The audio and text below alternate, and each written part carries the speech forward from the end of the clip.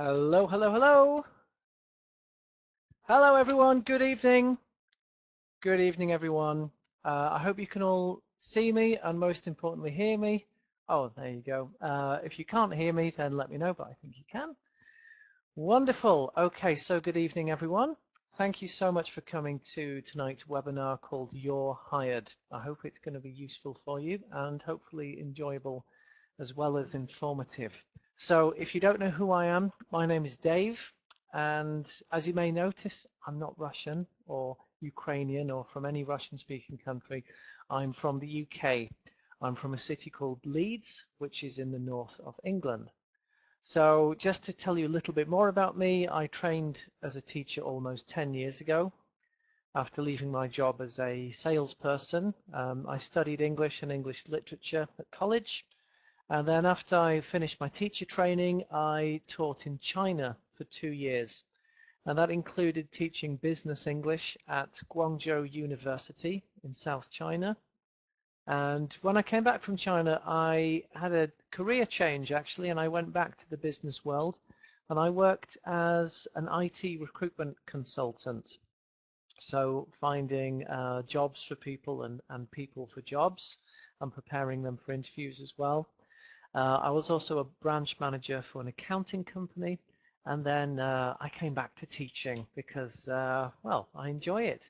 And I've been working for Ingлекс for over 4 years now, and I've taught hundreds of Russian students, so I know the challenges that Russian speakers can face learning and improving English very, very well. It's a hard language to learn. And one of the things that I've been doing is preparing my students for job interviews.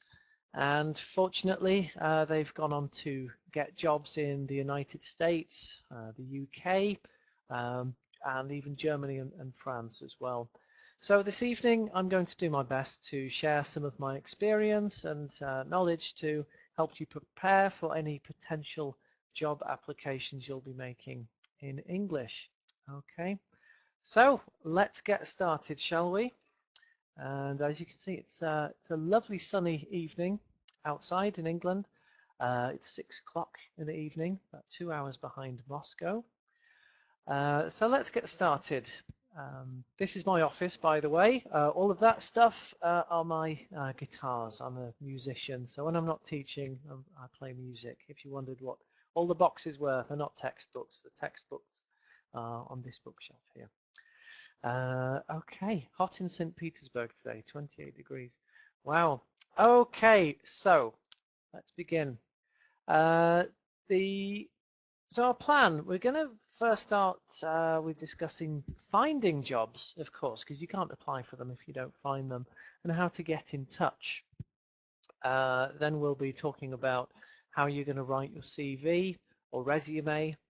If you're wondering what the difference between a CV and a resume is, well, in Britain and Europe we refer to it as a CV, and I believe that in America they usually call it a resume. So there you go.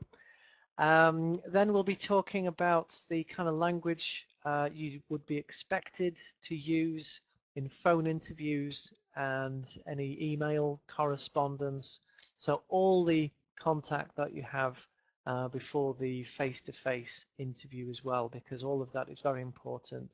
We'll talk about how to prepare for interviews and the most common questions that you might be asked in my country if you came for a job interview.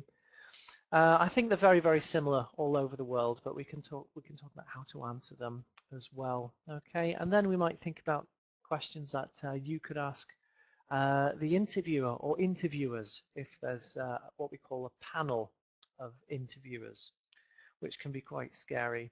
So we'll talk about all of that. I'm not the greatest expert in preparing people for interviews. As I said, I've done it for my students and that's been successful. You might know a lot more about it, especially interviewing in Russia, and I'm sure there are some cultural differences, but I hope I'm able to shed some light on what it's like to be interviewed in English in my country and English-speaking countries. Okay, so let's continue. and think about how we actually find those jobs in foreign countries and how we get in touch. So fortunately, you can actually do a lot of your job searching without leaving home. You can do it in St. Petersburg or Vladivostok or Chelyabinsk or wherever you live, Kiev or Crimea, Minsk, wherever you live. The most popular websites for finding jobs in English-speaking countries would be, of course, yes, monster.co.uk. Hello, Natalia. Thank you very much. So .co.uk means it's in Britain.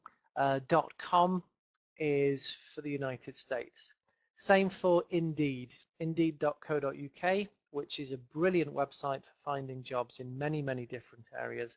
So it's .co.uk for the UK and .com for the United States, of course. So yes, you would expect to find the kind of job you're looking for on those sites. They're also used to find candidates as well, so you can upload your profile and CV to those. And as you may know, not all jobs are advertised. In fact, it's about 50 or 60% of what we call postings or vacancies.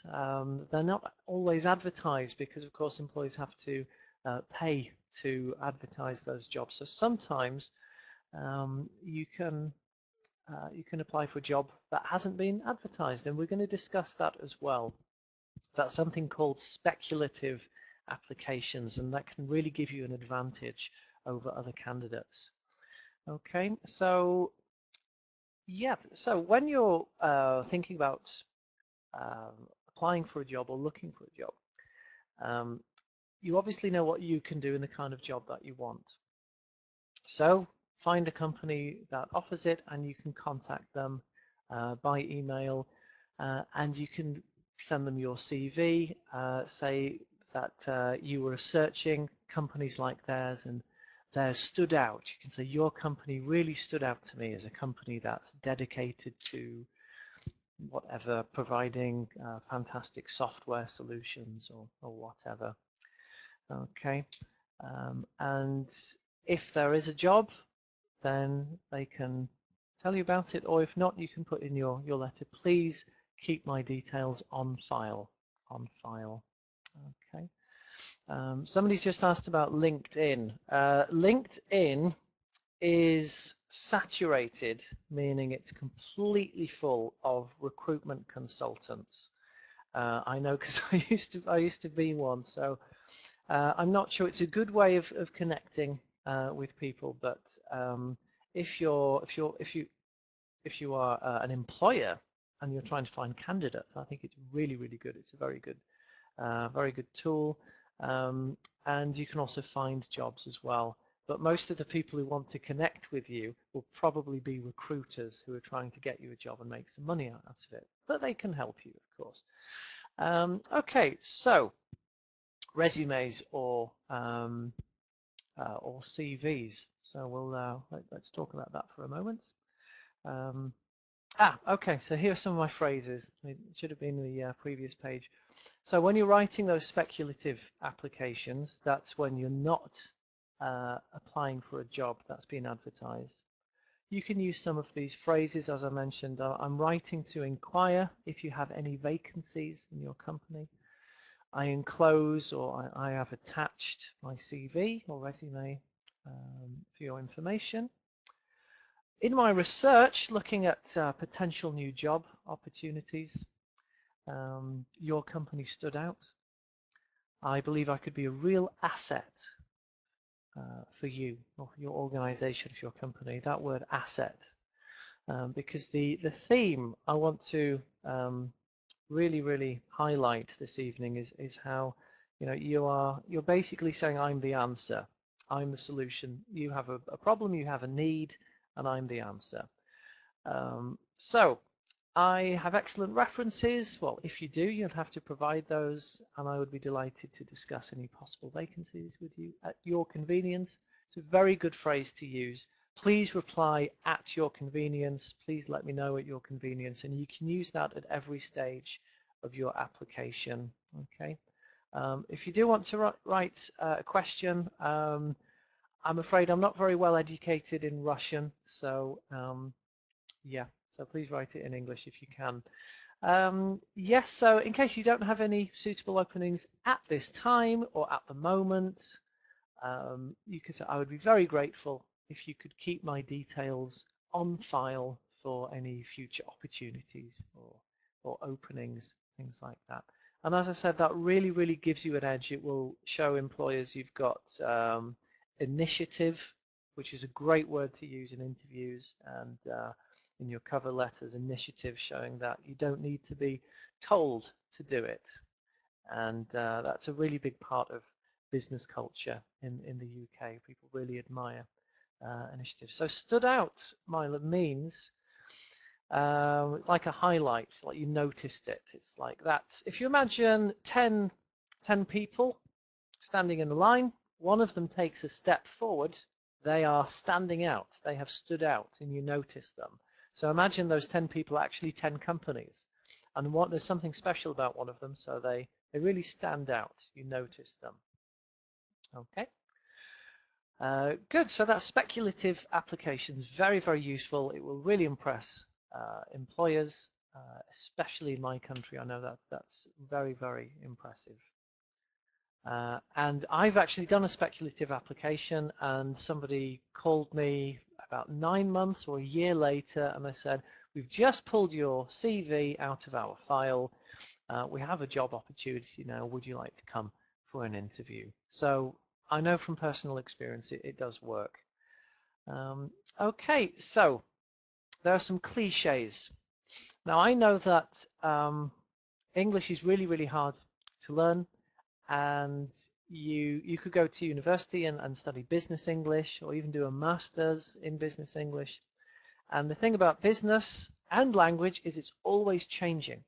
So there's something you might have learned from the best teachers in your country 10 years ago, and they might have taught you phrases that were great in 2006, but now everybody uses them because they work. And the problem with effective, good phrases is people think, oh, I like that, I'll put that in my CV, I'll put that in my resume, I'll use that answer from the YouTube video in my interview.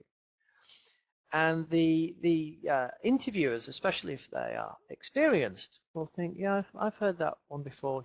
Which YouTube video did you hear that answer on? Or where did you read that? Which textbook did you get that from?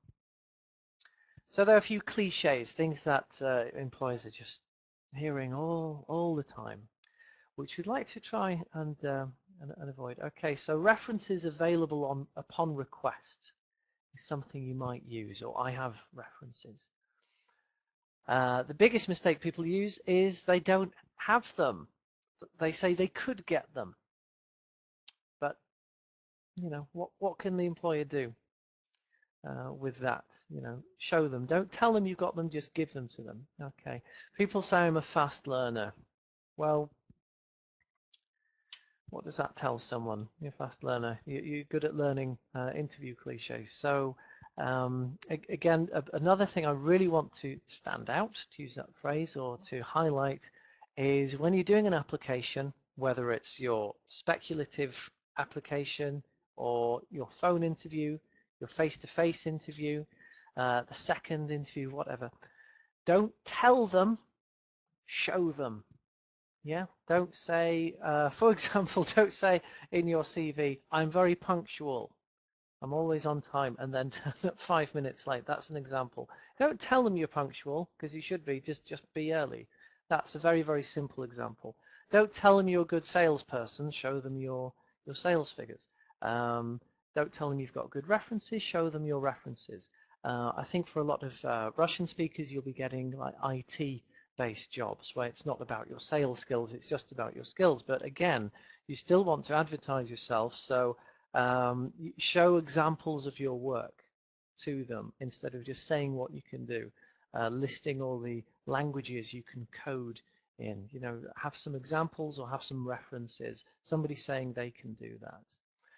Okay, so I am passionate about.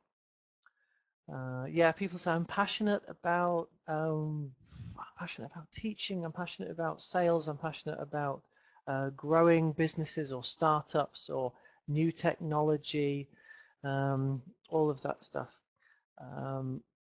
And the word passionate again is a cliche because it's used again and again and again. And I'm talking about everyone, not people applying from other countries. I mean native speakers.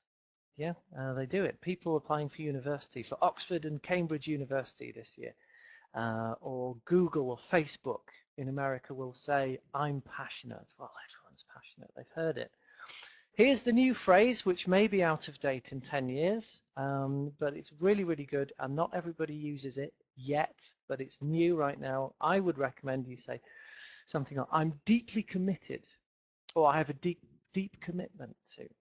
Okay, so that's quite new.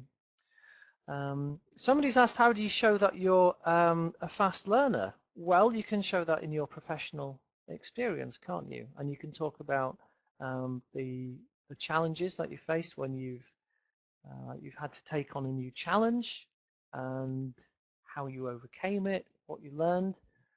Tell them how long you've been learning English. They'll be really impressed. I'm amazed when some of my students who are quite advanced, because I don't speak Russian, say, oh yeah, I've been learning English for 4 years. It's amazing. And 4 years and you're having a conversation in another language. That's how you show it. So you can mention that. Yeah, so that's one way. Okay, I think age. Somebody's put age. There are laws I should mention in the UK, very strict laws, as I think there are in Russia, but I don't know how enforced they are. You cannot discriminate on age, gender, sexual orientation, religion, things like disability, all of those things. And in fact, sometimes CVs are sent to employers without names through job sites. They just have numbers. It doesn't tell you how old they are, if they're a man or a woman. But people, we're all human. You still see a 60-year-old and you think they've got more experience than a 22-year-old, or they might be better. So, obviously the interviews are only human. Creative CVs in the form of a tree. I don't know, unless you're going for a creative job, then don't show them you're creative unless you think it would prove, again, show, not tell someone what you can do. Okay, so I believe I am the best person for the job. Yeah, I don't really know what it's up to you to think of what you could say instead of that, but it's obvious, I think, when you think about it, why that's not a great thing to say, because how do you know? You'd have to do a lot of research to find out you're the best person for the job. So, you can't, if you can't prove it, don't say it. This is exactly the kind of role I'm looking for. Yeah. Why would they care if it's what you want? What can you offer them? So, as I said, there are hundreds of people watching this right now. You may be much more experienced in interviewing or being interviewed than I am, but these are cliches. These are things that people in English-speaking countries have heard again and again and again. So I'd recommend you come up with some alternatives that are individual for you, and here's some examples. Saying I'm deeply committed to something, for example, and just basically showing. Okay. Yeah, somebody's asked if this is how I speak. Yes, probably a bit slower, but I might do that if I was doing public speaking anyway. Okay, so language used in phone interviews or emails.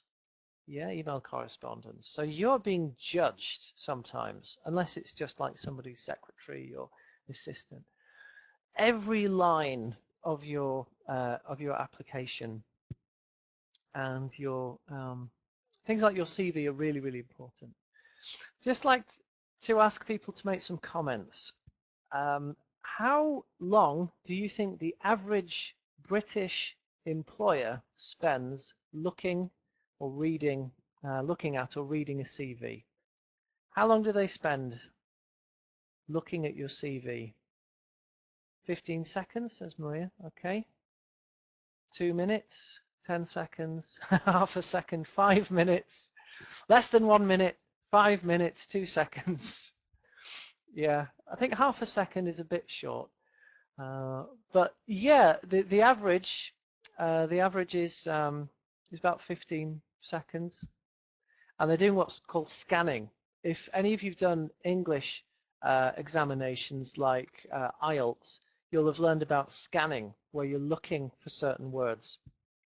And with jobs, especially the jobs I was involved in, like IT, you know, coding, etc., you're looking for certain words, certain phrases, certain skills, and it has to be there. Okay, so your CV should be, you know, no more than 2 pages.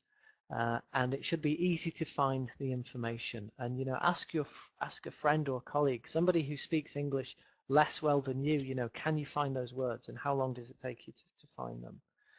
So everything is being judged, and if they like your CV, then they'll read it some more if they want some more information. So getting back to those first impressions, as I said, you've got like 15 seconds to find to make that impression, but then, you know, you're being judged on everything, unfortunately. Here's a really good tip if you don't already know it. It just works in life, I think. But, you know, stand up when you're on the phone. It's amazing, like the psychological difference it has. If you're like this, yeah, I'm really good. I'm really skilled. Yeah, I'm very competent and professional. If you're standing up and you think, yeah, no, I'm available tomorrow. Yeah, very good. Thank you. Yeah, good to speak to you. You seem much more assertive, and you're in control, and you feel bigger. And a lot of people do this before they leave to go to the interview. They do this. They make themselves big, or they stand like a superhero, and you feel more confident. Therefore, you might be less nervous about your language as well. Okay. Okay, what was I saying? Yeah, okay, so you can, so before you send your emails, check it, just not for, you know, really great phrases or something really, really impressive, just little things, commas, full stops, capital letters. When I was 21, 20 or 21, I didn't get the job because the guy looking at my CV found a comma in the wrong place. A comma, you know, and I'm a native English speaker. I just left college.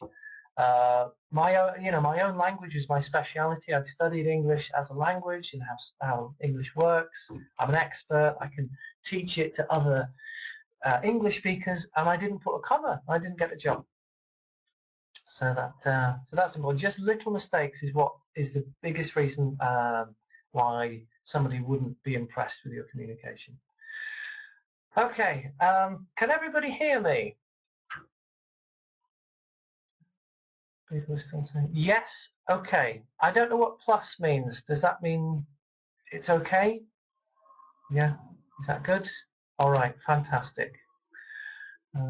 Yeah, so small talk is common in English-speaking countries, especially talking about the weather. If you've had lessons with me, you know I always ask about the weather, just because I want them to practice, you know, speaking about those everyday things. So you can talk about that, that's fine. But obviously, you're more answering questions than asking them, okay? So yeah, that's it. Is it appropriate to use bigger type? Well, bigger than what? You know, just normal email size, I think. Yeah. So yeah, so just in conclusion, yeah, it's the little mistakes, the tiny mistakes that matter. Don't worry about using really impressive language. If you don't know the word, don't use it. Okay. Here's another question for you. We'll come on to weaknesses and things like strengths and weaknesses soon. Here's a question. How many different words are there in the New York Times newspaper? big newspaper for, you know, educated Americans. There are some. How many different words are there in a whole newspaper? Any guesses? 500? 1,500? Yeah. 6,000? Yeah. Different words in the whole newspaper. 300? Yeah. 10,000? 3,500? Yeah. 100? That would be a letter from your bank. I think 100. Yeah. It's about 500 or 600. I think if you're understanding what I'm saying now, then your vocabulary will be about 500 or 600 words at least. I'm sure most of you know thousands of English words. So yeah, 600 words. In everyday conversation, we don't actually use that many words. So big words aren't, you know, as important as you think. Okay. Okay. Cool. Interview preparation. How are we doing for time? Well, this is what might work for you. If you've got an English teacher, role play it with them, practice it. You know, prepare your answers. Yeah. I'll tell you the number one mistake that's made error that's made in interviews. It's answering a different question. So somebody asks you a question and you've prepared a brilliant answer, and then you use that answer, and then the other person's thinking that's not what they asked, and that's it. So yeah, prepare, you know, good phrases, you know, not like a whole speech or anything like that, just some good phrases that you can use, that you can remember. Check it with your teacher if you've got one. Maybe practice with a colleague or a friend, something like that. Okay, how do you deal with tricky questions? Well, we'll come to that in a minute. Yeah, so this is all, we're just doing preparation. I know people are waiting for, how do I answer the interview questions? We'll get there, I promise. So we're just thinking about preparation now, yeah. And these days you are definitely expected to really research the company, which is so easy to do because you can look at them online, look at their website, do some research, look at their competitors as well, which is a big part of it. Unless it's, I don't know, Google. If you talk about their competitors, they might laugh at you and think we don't have any competitors, or Amazon. But you know, oh dear, can everyone see me? No video again. I'm going to continue anyway. Yeah, well, so yeah, in every interview in the last 10 years, I've always been asked about the company. You know, what do you know about us? They'll say, what do you know about us? And then tell them what you know, and make sure you understand the company. It's very time consuming as well, especially if you've got lots of interviews to prepare for. But what's I going to say? Message from yeah, but they will expect that of you, and it's really, really common at the moment. Okay. Okay. Good. Good. Quick technical question. There we go. Go back to it. Sorry about that. Okay. Yeah. So if you have an interview and you don't have an English teacher, remember Ingлекс is here for you if you just want to have 1 or 2 or 3 preparation lessons. Then it can really, really help. They can check your CV and yeah, you know, go through it with you, do a role play, all of those things. Okay. So yeah, any questions about preparation? Preparation. Just wait a second. No. Okay. Clothes. Okay. There's something about slide 17. Well, I imagine it's the same in most countries, isn't it? don't be, this is especially men and women, but don't try and be sexy. I think that's a kind of cultural thing. That isn't going to work, actually. Especially if you've got like female interviewers. They're not going to be impressed with that. So, you know, nothing too low cut or too short. You know, so moderate jewelry, not like diamonds, unless you've got like wedding ring or something. Maybe, yeah, it depends if it's like a creative job. I don't know, but if it's, you know, a sensible business job, like neutral colours. I've noticed in the UK, women are wearing like less and less makeup as well, and like, you know, don't make yourself look like you've been on holiday or anything like that. You know, nice kind of natural looking, kind of sensible hair. I know I've got some stubble. We call it stubble. This amount of facial hair. If I was having an interview, I would probably have a shave, even though I hate shaving because it makes my face very, very uncomfortable. So it says it possible. Yes, you could wear a suit but not have any trousers on, for example, if it's Skype. But again, it's a psychological thing. If you're wearing shoes and smart trousers, you feel professional, so you're more likely to kind of feel confident. If you are doing a Skype interview, you can wear anything down there or nothing down there, but it's all about, you know, how you feel in here. You know, smile, eye contact, shake hands, not too hard, don't try and kill them, and show how strong you are and how hardworking you are. Yeah, that's it really.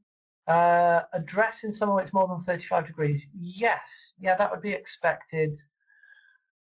As for men, I think if you're going to an interview, I think you're always expected to wear a tie and a jacket, even if nobody else is wearing a jacket, unless you really trust yourself, you know, thinking, well, they'd never hire anyone, you know, wearing a tie. Even if everybody's wearing like casual clothes, you still wear a shirt and tie. It's still expected in this country, and even on your first day of work. You know, when you're getting a job in the government or for a big IT company or in a shop, you know, you're expected. Tattoos, good question. Culturally, it's not ideal to have any tattoos on your neck or your face or your hands showing. If it's for like the business job, if it's for a tattoo artist, then yeah. But yeah, so hands, forearms, because you might roll your sleeves up or something. So that's inadvisable. I was again when I was 20 and 21, when I was trying to get different jobs, I learned a lot about how interviews are done in this country because I was told I shouldn't have an earring in. I used to have an earring. It was just like a kind of hoop, rock and roll. Yeah, if you've got tattoos, you can't really take them away. But, you know, if you're thinking about getting a tattoo, don't get one on your face or on your hands. Yeah, so that's it. Clothes. There you go. I think that's the same in Russia, but I've noticed people put kind of glamorous pictures of themselves in some countries. I'm not sure, maybe, is it Russia or maybe Ukraine? I can't remember. I've seen CVs and people have got a picture of themselves like this, like that, or looking very glamorous or even quite sexy, you know, and that isn't going to look good. You know, a nice smile, professional picture, you know. Yeah, but that's it. So that's a cultural thing that I can share. Something I've noticed in Europe as well. Like, other countries, people try and look really glamorous, but it's not. A passport picture. Yeah. Well, you're not really good. You shouldn't put a picture of yourself on your CV, on your application, unless you're going to be a model. Clothes for an English teacher. Well, business suit for men, Olga, but kind of similar to what the lady in this picture's wearing. Yeah, like a business suit. You could wear like what's called a trouser suit or a pantsuit in the United States, the kind of things Hillary Clinton always wears. You know, kind of knee length or just below the knee kind of skirts. Shoes, not crazy heels, you know, flat shoes are absolutely fine. In fact, flat shoes might be better these days. And if you work for a company that says women have to wear high heel shoes, then, which is, I think it's illegal to say that, but you don't want to work for a company like that, trust me. So yeah, that's it. This presentation, not too glamorous. Just be you, because they're gonna see what you like anyway, aren't they? You know, be yourself, because they're gonna get to know you. Yeah. Okay. Where were we back there? Because we went forward a bit. Okay. Now here's an example of a good CV. That's a layout. I think I missed this one, so I'm sorry. Just going to go back a little bit. I know you probably can't read all of that, but let me go through it very briefly. Name, Alexa. Market analyst. Who are you? What are you? Great. We're looking for market analyst. Oh, here's one. You know, I said 15 seconds. Okay. Education first. Education first. Bullet points are great. Who are you? You know, are you educated? What are your qualifications? What are your skills? Jobs, relevant jobs, of course. Not every job you've had. I've got some business jobs that I don't add on my CV anymore because it was a long time ago, or it's just not relevant. You know. Yeah, you will be asked about gaps. So if you say you finished a job in 2012 and then there's nothing until 2014, that you probably be asked about that. Yeah, so once again, thank you for reminding me, don't put a photo on it. Yeah, because that's not why we hire people. So yeah. So don't bother, and it takes up precious space. And that, by the way, the space where you would normally put your picture, you put your contact details. Okay. So let's talk about the questions. Okay, so let's do a checklist. You've researched the company. You've got you know your CV because you'll be asked about them. You'll be able to download the presentation later, as far as I know, and you'll be able to look at those examples. But the main thing I wanted to highlight with that CV is I want you to look at the format, yeah, what it looks like from there, yeah, without looking at all the phrases and the words, yeah, name, well, contact details on the top right or there, I don't know which way the camera is, yeah, so top right, contact details, your name, what do you do, yeah, what job are you looking for, and then your education, and then your experience. Okay, cool. So yes, you've got your CV. You need to know what's in your CV. So like if you're an English teacher or someone who's written a great thing for your CV, and then somebody in the interview asks you about it, it says, oh, it says you were part of a project that I did, blah, blah. Can you tell me about that? And you say, hmm? Yes, you have to know your CV perfectly, almost like you could just read it to them without looking at it, because they'll ask you about it.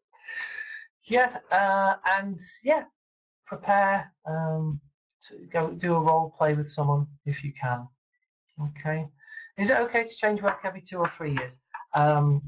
Again, to the best of my knowledge, the culture in UK businesses, and I think in the West, of course, is you are expected to have, I think, more than one career. You know, I think 30, 40, 50 years ago, you know, you go to school, or you go to university, you get the qualification, and then you go to work and you do that job. Most graduates in the UK don't get a job related to their qualification. Yeah, there's nothing to do with their education. They've got a degree in geography and they're working in accounting.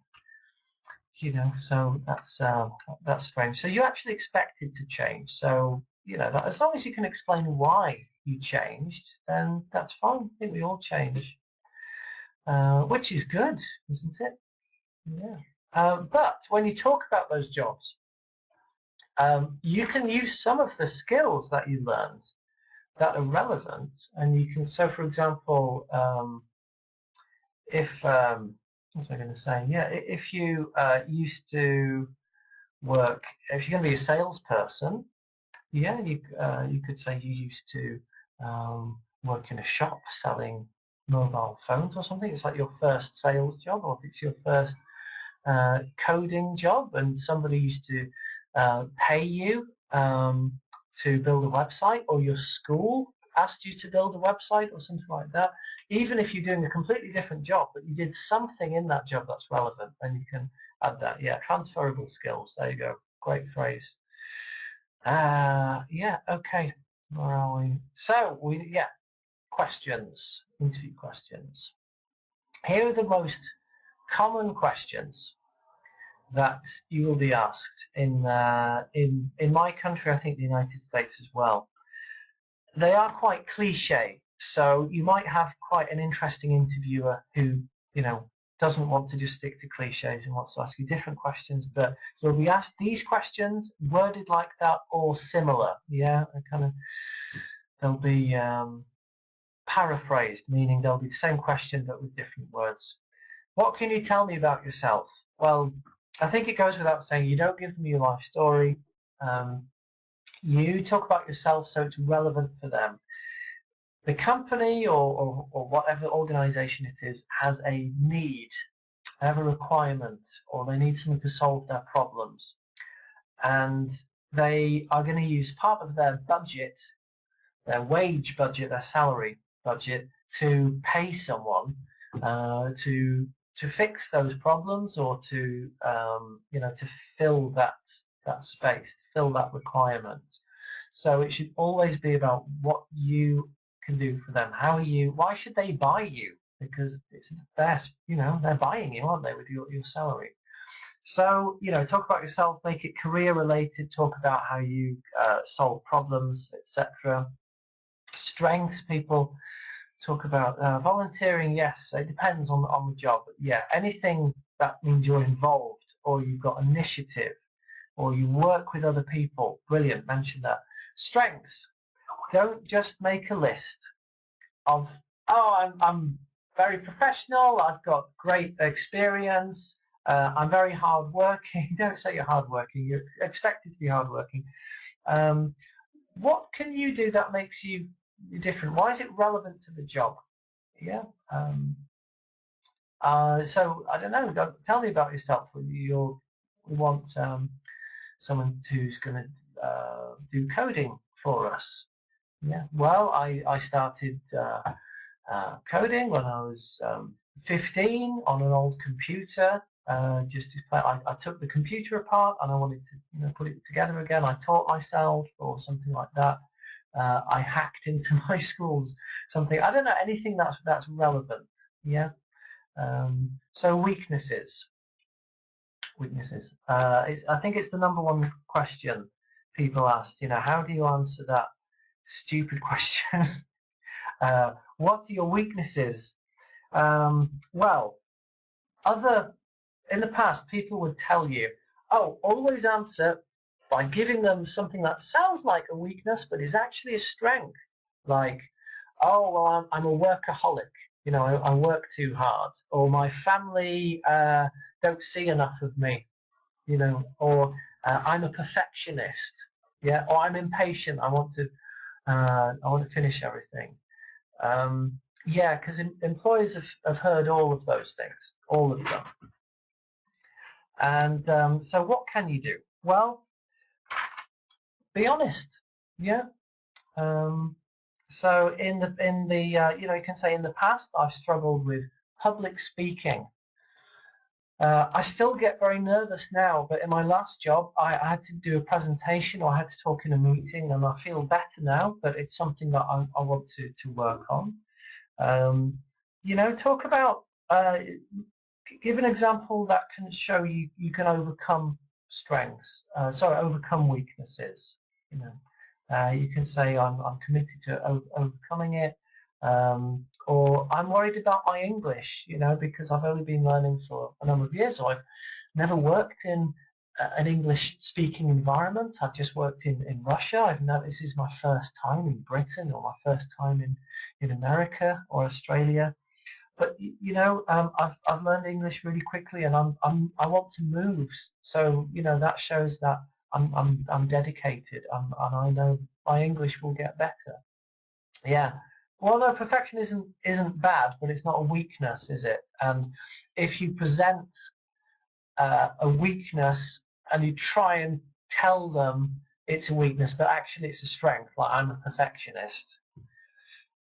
How many interviews do you think they've done? They've heard it and they'll see through it. They'll know it's, you know, they know the game you're playing. They all know the game. It's you know, if you try and play the game, then you might lose, because you know, interviewers are usually more experienced than the person being interviewed. So you can say, yeah, be honest about a weakness, but nothing related to your personality. Something very important. Your strengths and your weaknesses are not your personality. Okay, they're professional, skill-related things. Okay, okay, good. Why should I consider hiring you? Well, again, you are selling yourself. Yeah, so you can talk about yourself in the you know, what are those things on your CV? What are the bullet points, you know, that matches it? And you know what they are looking for before you go to the interview, because you've read and understood the job advertisement, if they've done it, or they'll have given you information about what they're looking for. And employers put clues into the job adverts. Yeah, they'll say what they're looking for, and if you match that, then you apply. If you don't match it, don't apply. And you just bring that up. You said, well, you know, I'm a ABC. You said you were looking for an ABC. You said you were looking for a project manager. I've done project management, or I've trained to be a project manager, or something like that. Perfectionism isn't a weakness. Okay, using cliches in a job interview is a weakness. That they will see that, they really will. They'll know, because yeah, people know how to play the game. Okay, where do you see yourself in 5 years? Be honest, and don't say in your chair. People say like doing your job, or you know, you're having your office. Be honest. You know, what else can you do? Why do you want to work here? Yeah, be honest, but you know, how does it benefit them? What is it about you that benefits them? Don't say, well, you know, I need money. Okay, and hopefully you'll have a nice interviewer. Okay, we're going to take a little break now. I'm just going to play a short video about just to see what you don't want to happen in an interview. Okay. Well, Greg, your CV is certainly impressive, but I'm afraid you're not quite right for us. Okay, fine. Thank you for considering me for the job. And that's exactly what I was hoping you'd say. We need a cool-headed man like you on our team, Greg. That was a test, and you've passed. Welcome aboard. Well, thank you. So I've got the job? No, of course not. I don't employ gullible fools. That was the test, Greg, and you failed. Goodbye. Oh, all right then. Greg, that's the nonchalant attitude we've been looking for. You passed the test. Have I really? No, that was the test. You questioned me. No one questions me. Now, if you wouldn't mind. Greg. You've passed the walking away test. Come on, sit down. So, I've got the job? Yes, you have. Definitely? Definitely. Oh, Greg, welcome to the company. Oh, sorry about all that test palaver. Can get a bit confusing, can't it? Well, a bit, yes. No, you're too easily confused. You failed the test. Oh, and I had such high hopes for you. This is ridiculous. Congratulations. This is ridiculous. You passed the test. Oh, for God's sake. Keep your job. Greg, this is the real final test. If you can hear me in your mind, then you will have passed. Really. Come back in, Greg. Come back in. No! You failed the test!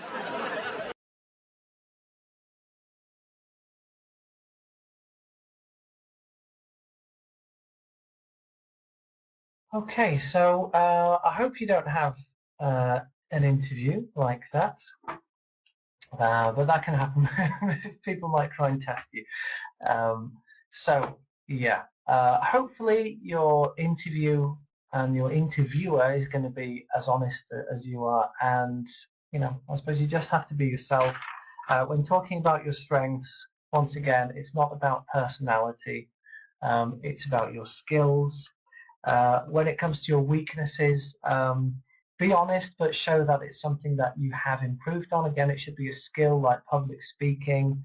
I suppose you could say you're impatient, you want to get things done, but you've learned, you know, how to listen to other people, etc. So yeah, yeah, that would be it really. I think another thing people say is I have a hard time saying no. I don't know why people say that actually. But try and avoid that. Yeah, but be honest. Something that you find hard, like feeling confident speaking English to other people, and talk about how you're looking forward to improving that. Okay.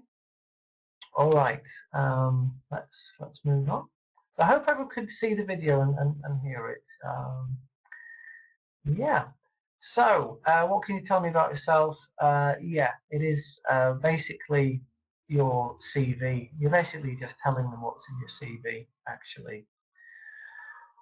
Okay. Yeah. So this is how maybe not be too honest. This is what I mean.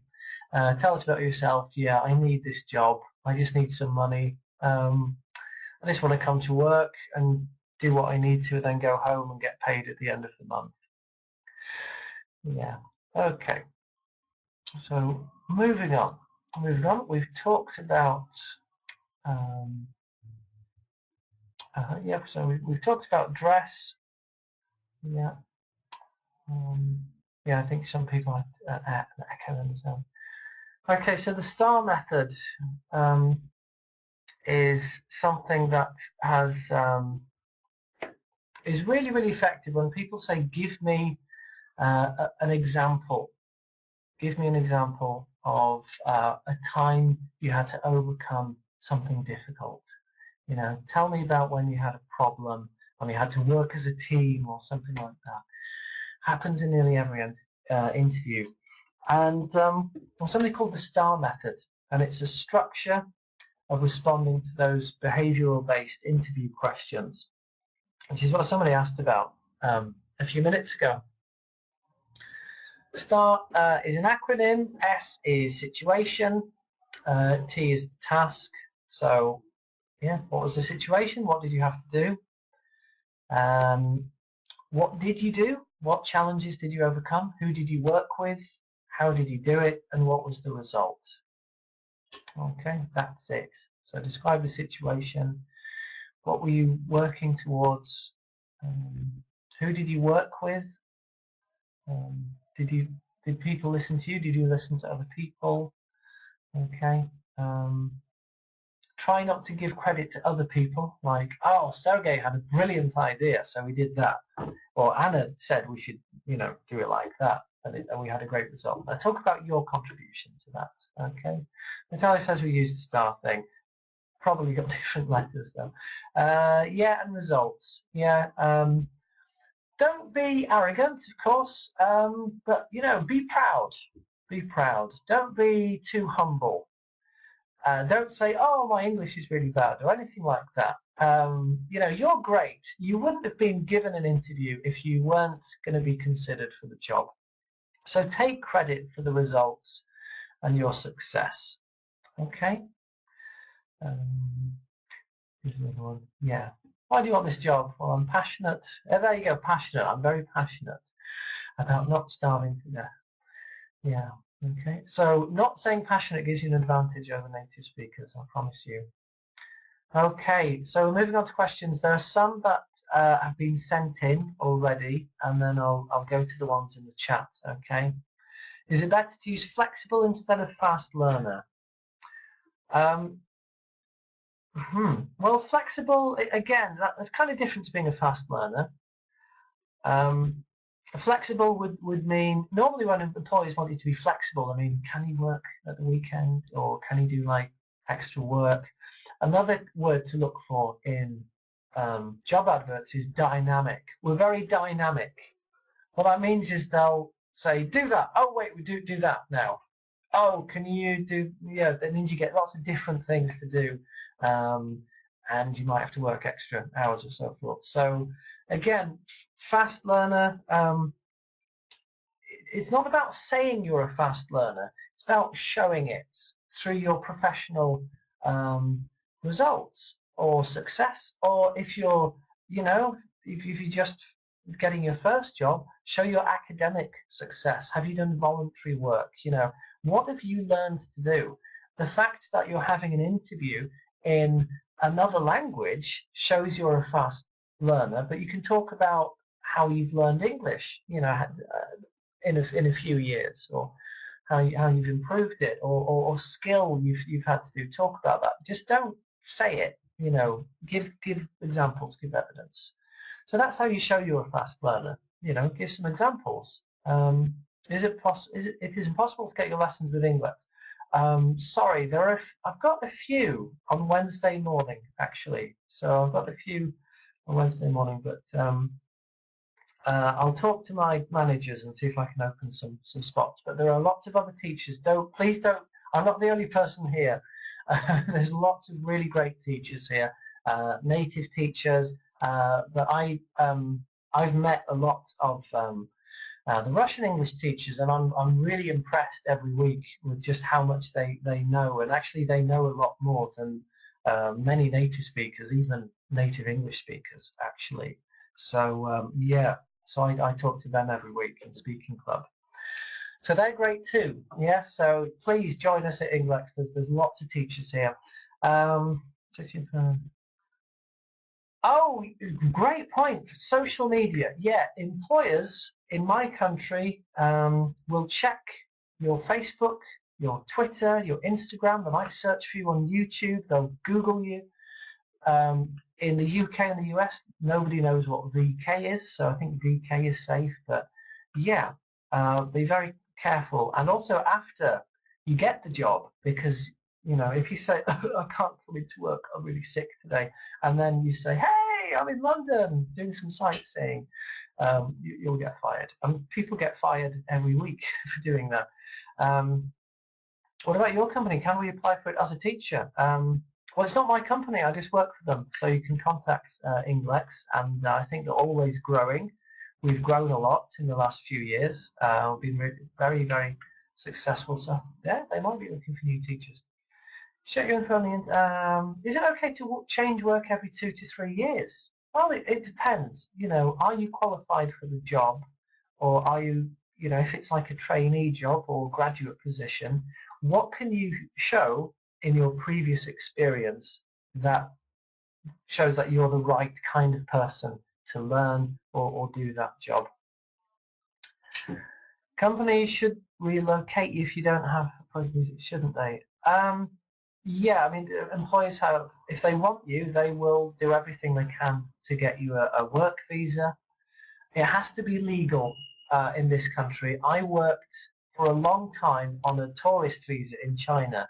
I didn't want it, but that's what they gave me. That's what my employer gave me, and it wasn't good, actually. I only got a worker visa at the end of my contract. I'm sorry if the fly is noisy. There's a fly in my room. It's summer. Oh, it's a wasp. Yeah, but in the UK, that's very, very serious. You must have the correct paperwork, but you will be sponsored. Yeah. Okay. How do employees relate to overtime or moonlighting? Well, that should be discussed in the contract, and that's something you should ask at the end. Don't forget, they need to sell you the job. You know, ask them why they like working there. Ask them what you can expect to do day to day, and you know, ask about that. Maybe not first. I wouldn't recommend asking about salary and bonus and overtime first, or holiday, but you can work that into the conversation, you know, maybe towards the end as well. Can you tell me about yourself? What about CV? Yeah, as I said, can you tell me about yourself? It's basically a summary. You know, let's imagine they haven't really read your CV. Tell them again, you know, you're right for the job. Keep telling them, yeah, and showing them why. Okay. What you shouldn't ask your future employer or your potential future employer, because if they are already your future employer, then you've you know got the job. I don't know. It's common sense, isn't it? You know, things that I think I made a note. Things that people I don't know. Just I wouldn't recommend you ask about things like breaks and holiday and things early. You know, take an interest in the company. Ask them. The best question you can ask is, why do you like working here? Yeah, you know, you say, you asked me about where I see myself in 5 years. You know, I'm ambitious. Could you tell me about where I could be? Where could I expect to be if I work hard in 5 years? You know, what's in it for me as well? Because it's your turn to ask them now. And if they like you, they're going to work hard to keep you, or you'll get another job somewhere else. Yeah. Okay, so yes, you had a good point asking about promotion employees. Yeah, so you know, take an interest, and then you know, if you want to know about pay, because if you say, okay, great, well, what's the salary, and they say, oh yeah, it's $2 a day. No. So yeah, you've got to find that out. A good phrase for that, I'll type it, is have you determined a salary bracket or salary range yet? That gives you room to negotiate, of course, because there may be some negotiation involved. And that's something else, a whole other topic, isn't it? Because they might want to give you the job, but you've asked for too much money. So yeah, ask about salary range, and if it's, you know, within your expectations, whatever your expectations are. Yeah. Okay. Good. So thank you so much, everyone. Let me just see if there's anything else we need to talk about. Oh, here's some other ones. Yeah, what challenges could I face? What's the culture like? There's something called a microculture. Can you describe, you know, the microculture? Because of course, working in London is going to be different to working in Moscow. But you know, is it really? Because working in one office might be very different to working in the other one. And of course, when can I expect to, you know, what's the next step? Yeah, what are the next steps? That's going to tell you, I'm sorry I didn't mention that. What are the next steps? They'll tell you when they're going to make a decision. Then they will have to tell you, you know, when they're going to contact you. They might say they're seeing other candidates, and that means you can, you know, think, oh, well, they're going to take 2 weeks, so I can go and do some other interviews. Okay, there's that. So yeah, what are the next steps? There's some information that will be really helpful for you. So if everyone could just read that, that'd be great. Tells you more about Ingлекс. I'm not the only one. There's lots of people like me. Are there any more questions? Thank you. Very welcome. You're very welcome, everyone. It's the first time I've done this topic, so it wasn't, you know, I felt a little bit nervous about public speaking, but you've been very welcoming and engaging. So, yeah, thanks a lot. So you're all very, very welcome. Thank you for coming. Yeah, so there's some information about Ingлекс there. And of course, it's not just tonight's webinar. There's so many ways you can get involved with Ingлекс. There's so many services that are being provided. There's webinars, there's YouTube videos, and the nice thing about that, it's completely free. If you don't have time for lessons right now because we're all busy, you know, you can follow us on Instagram and Facebook, YouTube. There's lots of really useful videos. There's a previous webinar that I've done, which was on the most common mistakes that Russian people usually make with Ingлекс and how you can fix them. Most importantly, it's not just what's wrong, it's the solutions as well. And so many ways. And VK, I'm not on VK, but I know that Ingлекс is there. Okay. All right then. So thank you all so much. Have a great evening, and hope to see you again very, very soon. Goodbye, everyone.